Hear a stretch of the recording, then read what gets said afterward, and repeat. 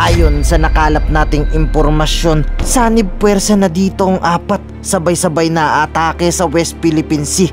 Umatake man ngayon ng China sa Pilipinas, hindi na tayo matatakot sa West Philippine Sea dahil kung ang NATO ay merong binuo sa Europa at ang G7 ay pinamumunuan di umano ng Canada at ang G20 ay binuo ng may pinakamalaking ekonomiya, meron naman ditong squad na pinaniniwalaang nabuo dahil sa pakikipaglaban ni BBM sa West Philippine Sea sa China. Ayon sa apat na defense chief ng Amerika, Australia, Pilipinas at Japanese, babala nila ito sa China. Itong sanib puwersa ng apat na defense chief, magtutulong anya sila ditong magawang mapigilan sa West Philippine Sea ang mga Chinese. Sa Honolulu, Hawaii, nagpulong sa pangalawang pagkakataon ng mga defense chief ng Amerika, Australia, Japan at Pilipinas. Sa isang joint statement, mariin nilang kinundina ang anilay mapanganib na paggamit ng China sa mga Coast Guard nito at militia vessels. Nagpahayag ng pagkabahala ang apat na opisyal sa sitwasyon sa South China Sea at patuloy na pagharang ng China sa mga barko ng Pilipinas sa Ayungin Shoal. Mananatili raw ang commitment ng apat na leader na magtulungan para sa peace and stability sa Indo-Pacific region. Pero babala sa squad ng DFA, marami pa tayong kinakaharap na problema, hindi lang sa dagat, sabi ng DFA. Isa na ditong disinformation pinapakalat sa atin ng China, itong 9-dash line, tapos ginawang 10-dash line kasama pa ang Pilipinas.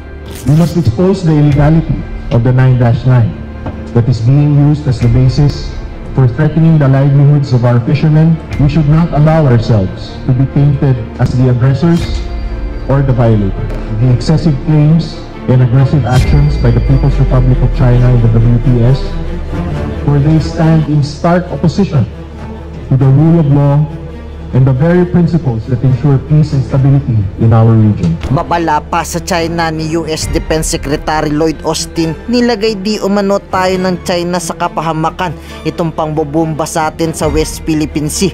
Umabot na kasing may Pilipinong nasaktan, binunggo nyo pa ang barko ng PCG. Kaya inuulit niya sa China ang kanyang babala, handa silang makapaglaban kasama ang Philippines. You know, we've been very clear to everyone, to include Beijing, that the kind of behavior that we've seen where Filipino crews are put in danger, or, you know, sailors have been injured and property damage, that's irresponsible behavior and it disregards international law. So Phil, I won't get into any hypotheticals on what could happen and how it could happen. I would just say that you've heard me say, you've heard our president say a number of times that our commitment to the treaty is ironclad and we stand with the Philippines.